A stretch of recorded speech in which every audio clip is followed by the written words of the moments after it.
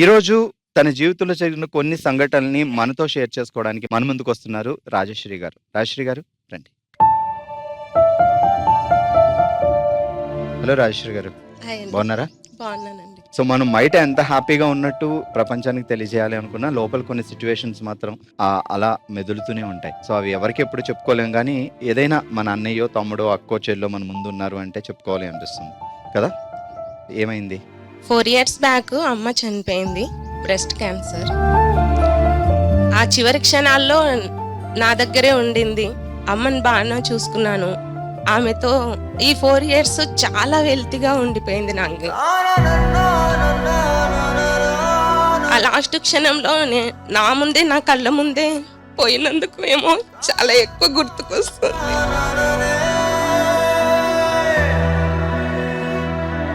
So అమ్మకి cancer అని ఎప్పుడు తెలిసింది మీకు? గుర్తించలేక చివరి స్టేజ్ లో తెలిసింది. చిన్నగా గడ్డలాగా తగులుతుంది అనింది కానీ ఎవరికి చెప్పుకోలేదు.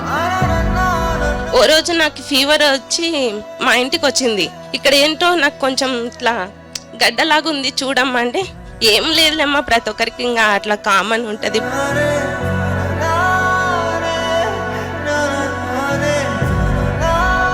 నాకు అంత అబ్జర్వ్ లేదనమాట అమ్మకి అట్లా చెప్పింది కానీ.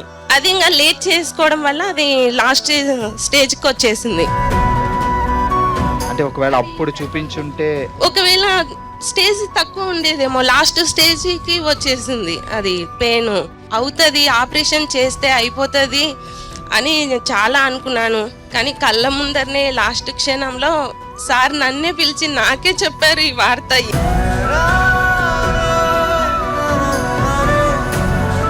డాక్టర్ గారు చెప్పిన తర్వాత ఎన్ని రోజులు ఉన్నారు? డాక్టర్ చెప్పిన తర్వాత 2 days మాత్రమే ఉన్నారు. సార్ పిలిచి నన్ను, అమ్మ ఇంకా నమ్మకం లేదమ్మా, మీరు ఇంటికి తీసుకెళ్ళొచ్చు అని చెప్పారు. బయటికి వచ్చి ఫస్ట్ ఫోన్ మా హస్బెండ్కి చేశాను. సార్ ఇలా చెప్పారు అని. అన్న వాళ్ళు కార్ తీసుకొచ్చారు. అమ్మ నా వెహికల్లో ఊరికి పంపించాను కానీ నేను ఆటో ఎక్కడం కూడా మర్చిపోయాను. ఆమెను ఎక్కించిన తర్వాత నడుస్తూ వస్తున్నాను ఇంటికి. ఏంటి అమ్మాయి ఉన్న పలంగా 1 nightలోనే ఇట్లా అయిపోయింది అనేది. కానీ అమ్మ లేని లోటు మాత్రం చాలా అండి. మీరు 4 సంవత్సరాల నుంచి అమ్మ లేకపోవడం, ప్రతి క్షణం తను మీ దగ్గరే ఉన్నట్టు భావిస్తూ తన లేని జ్ఞాపకాలని, ఆ జ్ఞాపకాలనే నెమరు వేసుకుంటూ ఉంటున్నారు. ఇప్పుడు సడన్ గా అమ్మ మీ ముందుకొచ్చి ఉంది అంటే, ఒకవేళ అలా అనుకుంటే ఏమడుగుతారు? ఫస్ట్ అయితే మాటలు రావండి, గట్టిగా హక్ చేసుకొని గట్టిగా ఏడుస్తాను.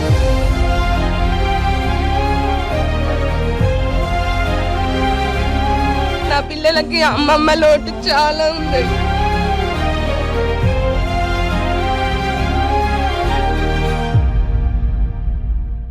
ఒక్కటి చెప్పాలి, ఆ నొప్పి సాధారణమైనది కాదు. క్యాన్సర్ కి మెడిసిన్ లేదు, ఆ బాధపడుతూ ఉండాలి, ఫుడ్ తినలేరు. మనకి అమ్మ లేదు అనే బాధ అయితే మనకు ఉంటుంది. తను ఎక్కడున్నా చూస్తూనే ఉంటారు. అండ్ మీ పిల్లల్లోనే మీ అమ్మ ఉంటారు కాబట్టి. ఎంతమంది పిల్లలు? 2 అమ్మాయిలు. 2 అమ్మాయిలే.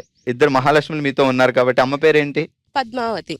సో పద్మావతి కూడా వాళ్ళలోనే ఉంటుంది కాబట్టి. సో మా అక్క నా దగ్గరికి వచ్చి ఇలా అమ్మ గురించి మాట్లాడింది కాబట్టి ఉట్టి చేతులతో అసలు పంపించకూడదు. సో బాగా నగలు అవి పెట్టి పంపించాలి, అంతేనా? ఇక్కడ ఉండొస్తున్నా.